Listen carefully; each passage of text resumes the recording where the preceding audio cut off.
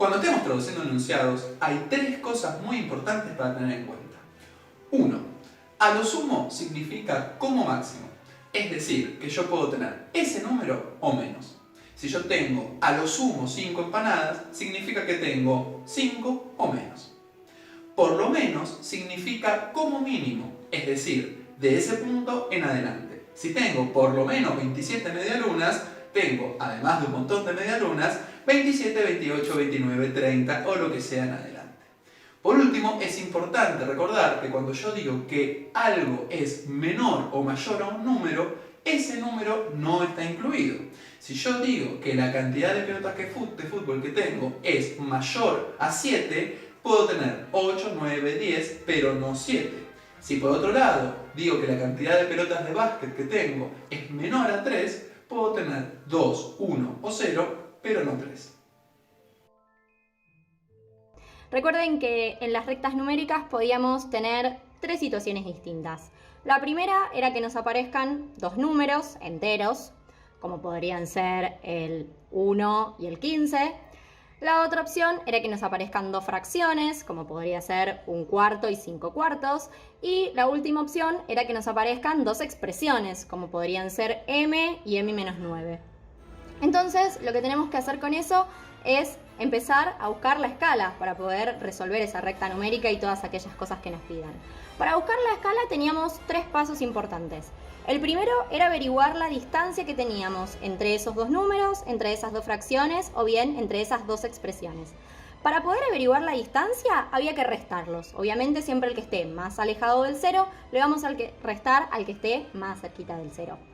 El segundo paso que teníamos que hacer era contar los espacios. Y acá repito, espacios, no rayitas. Una vez que tenemos la cantidad de espacios, que sabemos cuál es la distancia entre esos dos números, esas dos fracciones o esas dos expresiones que teníamos, lo próximo que tenemos que hacer es dividir esa distancia por la cantidad de espacios. Y ese resultado va a ser nuestra escala. Una vez que averiguamos la escala, ya podemos ir a buscar las otras incógnitas que tenga nuestra recta. Recuerden que cuando la recta se mueve hacia la derecha vamos a sumar y que cuando la recta se mueve hacia la izquierda, el número, lo que tengamos que averiguar, vamos a restar. Acordate que en todas las divisiones el dividendo es igual al cociente multiplicado por el divisor más el resto. Y que el resto nunca puede ser más alto que el divisor.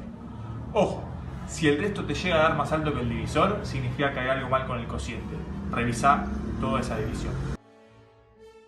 Acordate de estudiarte todos los criterios de divisibilidad. Y acordate de estos dos tips. El 0 es múltiplo de todos y el 1 es divisor de todos. Los números primos del 0 al 20 son el 2, el 3, el 5, el 7, el 11, el 13, el 17 y el 19. En las multiplicaciones, acordate que todos los números que se están multiplicando se llaman factores y que el resultado final es el producto. Si le piden una fracción de un resultado, primero tienen que calcular el resultado y una vez que ya lo saben, ahí recién le calculan la fracción. Por ejemplo, si le están preguntando ¿cuántos?, eso quiere decir que la respuesta va a ser una cantidad. Por ejemplo, 3 kilómetros, una persona, tantos pesos, tantas frutas, lo que sea, ¿sí? En cambio, si le preguntan qué parte, el resultado va a ser una fracción, ¿sí? 2/3, 3/4, lo que sea.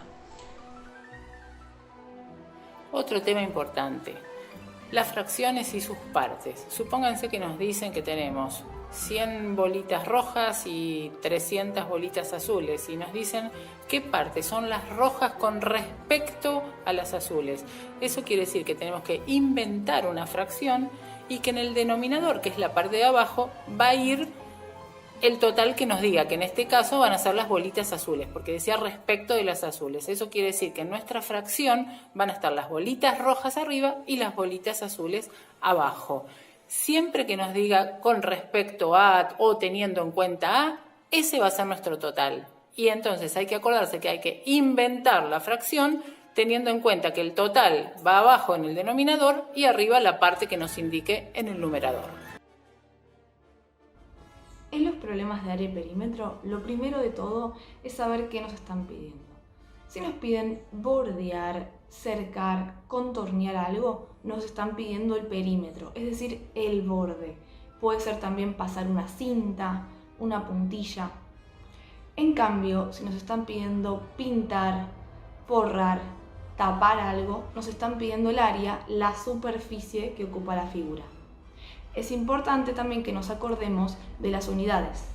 Si el perímetro está en centímetros o los lados están en centímetros, el área va a estar en centímetros cuadrados. Si los bordes están en metros, el perímetro va a estar en metros y el área en metros cuadrados. En el caso de las figuras combinadas, siempre vamos a tener dos tipos.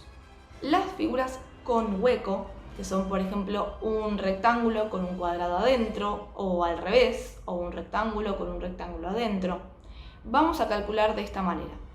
El área, siempre vamos a pensar el área más grande menos el área más chica. En cambio, para el perímetro tenemos que darnos cuenta que esa figura tiene más borde que una figura sin hueco. Por lo tanto, calculamos el perímetro más grande más el perímetro más chico. Quiere decir que las áreas se restan y el perímetro se suma. En el caso de las figuras pegadas, lo que vamos a hacer es sumar las áreas, porque es el área de una figura más el área de la otra figura. Y en el caso de los perímetros, acá viene la parte difícil, que es ver bien qué lados de las figuras más chicas son también borde o contorno de la figura más grande. En general, siempre hay algún lado que no lo es, así que ojo al piojo con esto. Otra de las cosas es ver bien si los lados de la nueva figura combinada van enteros. Puede ser que en el momento en que las dos figuras se tocan, haya un pedacito que haya que restar. ¿Qué pasa cuando nos dicen que calculemos el perímetro de un cuadrado, pero nos dan el área? Nos dicen que el área de un cuadrado, por ejemplo, es 36 centímetros cuadrados. ¿Qué hacemos? Lo que pasa muchas veces, y es malísimo, es que agarran ese cuadrado y lo dividen en 4, y eso nos da 4 pedazos de cuadrado, no nos da el lado, que es lo que nosotros necesitamos. Porque para poder calcular un perímetro lo que necesitamos es saber el lado. Entonces, ¿qué es lo que tenemos que hacer? Es algo recontra fácil si están siempre atentos o atentas a esto. Hay que calcular la raíz cuadrada del área de ese cuadrado. Si nos dijeron que valía 36, hacemos raíz cuadrada de 36 y con eso vamos a sacar que el lado es 6 y después vamos a poder calcular el perímetro. Es muy probable que en este examen tengan muchas preguntas que tengan opciones.